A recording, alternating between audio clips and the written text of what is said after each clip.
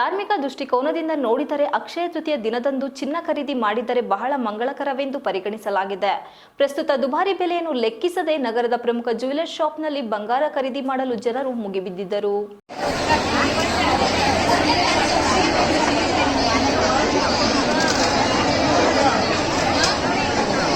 ಪಂಚಾಂಗದ ಪ್ರಕಾರ ವೈಶಾಖ ಮಾಸದ ಶುಕ್ಲ ಪಕ್ಷದ ತೃತೀಯ ತಿಥಿಯು ಮೇ 10ರಂದು ಬೆಳಗ್ಗೆ 4:17ಕ್ಕೆ ಪ್ರಾರಂಭವಾಗಿ ಮರುದಿನ ಅಂದರೆ ಮೇ 11ರಂದು ಮುಂಜಾನೆ 2:49ಕ್ಕೆ ಕೊನೆಗೊಳ್ಳುತ್ತದೆ. ಹಾಗಾಗಿ ಉದಯ ತಿಥಿಯ ಪ್ರಕಾರ ಅಕ್ಷಯ ತೃತೀಯವನ್ನು ಆಚರಿಸಲಾಗುತ್ತದೆ. ಈ ದಿನ ಪೂಜೆ ಮಾಡಲು ಶುಭ ಸಮಯ ಬೆಳಗ್ಗೆ 5:34ರಿಂದ ಮಧ್ಯಾಹ್ನ 12:17ರವರೆಗೆ ಇರುತ್ತದೆ. ಅಕ್ಷಯ ತೃತೀಯದಂದು ಚಿನ್ನವನ್ನು ಖರೀದಿಸಲು ದಿನವಿಡೀ ಶುಭ ಮುಹೂರ್ತವಿದ್ದು ಯಾವುದೇ ಸಮಯದಲ್ಲಿಯೂ ಚಿನ್ನ ಖರೀದಿ ಮಾಡಬಹುದು. ಧಾರ್ಮಿಕ ದೃಷ್ಟಿಕೋನದಿಂದ ಈ ದಿನವನ್ನು ಬಹಳ ಮಂಗಳಕರವೆಂದು ಪರಿಗಣಿಸಲಾಗಿದೆ.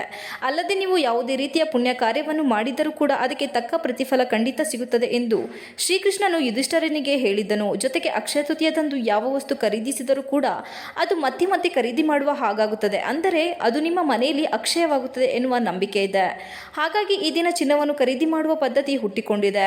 ಅಕ್ಷಯ ತೃತೀಯದಂದು ಅಗತ್ಯವಿರುವವರಿಗೆ ಕೆಲವು ವಸ್ತುಗಳನ್ನು ದಾನ ಮಾಡಿದರೆ ಅದು ಭಗವಾನ್ ವಿಷ್ಣು ಮತ್ತು ಲಕ್ಷ್ಮೀ ದೇವಿಯನ್ನು ಸಂತುಷ್ಟಪಡಿಸುತ್ತದೆ ಎಂದು ಶಾಸ್ತ್ರದಲ್ಲಿಯೂ ಹೇಳಲಾಗಿದೆ. ಜೊತೆಗೆ ನಿಮ್ಮ ಮನೆಯಲ್ಲಿ ಸಂತೋಷ ಸಮೃದ್ಧಿ ಸದಾಕಾಲ ಇರುತ್ತದೆ. ಸಂಪತ್ತಿನ ದೇವತೆಯಾದ ಮಾತೆ ಲಕ್ಷ್ಮಿಯನ್ನು ಮೆಚ್ಚಿಸುವ ಮೂಲಕ ಮನೆಯ ಎಲ್ಲ ಆರ್ಥಿಕ ಸಮಸ್ಯೆಗಳಿಗೂ ಪರಿಹಾರ ಕಂಡುಕೊಳ್ಳಬಹುದು. SRS ಜ್ಯುವೆಲರ್ಸ್ನ ರವೀಶ್ ಅವರು ಮಾಧ್ಯಮದೊಂದಿಗೆ ಮಾತನಾಡಿ, ಅಕ್ಷಯ ತೃತೀಯ ದಿನದಂದು ಚಿನ್ನಾಭರಣ ಖರೀದಿ ಮಾಡಿದರೆ ಒಳ್ಳೆಯದಾಗುತ್ತದೆ. ಇಂದು ಶುಭ ದಿನವೆಂದು ಮದುವೆ, ಗೃಹ ಪ್ರವೇಶ ಸೇರಿದಂತೆ ನಾನಾ ಶುಭ ಕಾರ್ಯಗಳನ್ನು ನಡೆಸಲಾಗುತ್ತದೆ. ಚಿನ್ನದ ಬೆಲೆ ಏರಿಕೆ ಇದ್ದರೂ ಕೂಡ ಜನರು ಖರೀದಿ ಮಾಡುವುದರಲ್ಲಿ ಹಿಂದೆ ಸರಿದಿಲ್ಲ, ಹೆಚ್ಚಾಗಿ ಬರುತ್ತಿದ್ದಾರೆ ಎಂದು ಹೇಳಿದರು.